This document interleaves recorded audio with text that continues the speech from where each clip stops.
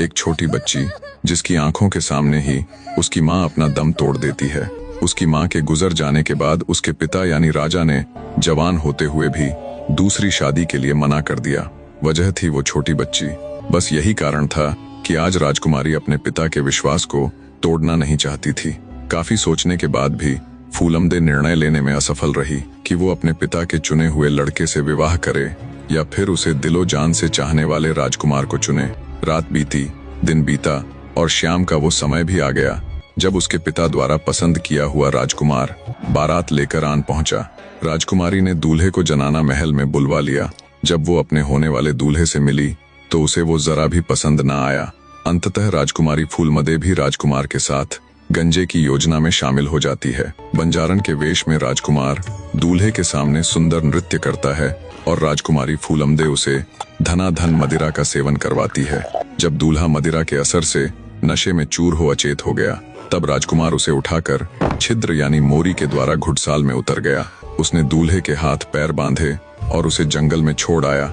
उसके बाद राजकुमार ने अपनी जनानी वेशभूषा त्याग कर बंजारे की वेशभूषा धारण कर ली। इधर जैसे ही सुबह हुई, राजकुमारी फूलमदे ने राजमहल में ये बात फैला दी कि दुल्हा बंजारन पर आसक्त हो उसे लेकर रातों रात फरार हो गया। राजा को जब ये बात पता चली तो उसे दूल्हे पर बड़ा क्रोध आया। सोचा जब बंजारा अपनी बंजारी को लेने आएगा तो उसे क्या जवाब दूंगा। राजा इसी सोच में खोया हुआ था कि गंजा और राजकुमार बंजारों के वेश में महल में आ धमके।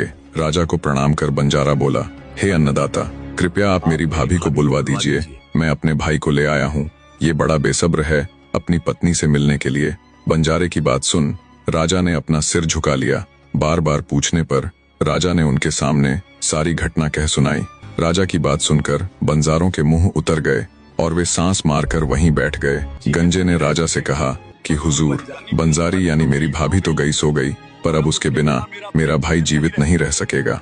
खैर, जो हुआ सो हुआ। हमें तो इस बात का बड़ा अफसोस है कि आप एक राजा होकर भी अपना वचन नहीं निभा सके। मैंने बड़े विश्वास के साथ अपनी भाभी को आपके पास छोड़ा था। बंजारों की बात सुन राजा बड़ी दुविधा में पड़ गया। अंत में सोच विचार कर उसने अपनी सारी दासियों को श्रृंगार करके बुलवाया और बंजारे से कहा कि इनमें से जो भी तुम्हें पसंद आए उसी को चुन लो। मैं तुम्हारी बंजारन को तो वापस नहीं ला सकता, पर उसके बदले में दूसरी स्त्री जरूर दे सकता हूँ। सारी दासियां उसके सामने से निकल गईं, लेकिन बंजारे ने किसी को पसंद नहीं किया। दोनों बंजारे मुंह लटकाए निराश होकर वहां से जाने लगे तो राजा ने सोचा कि ये अच्छा नहीं होगा।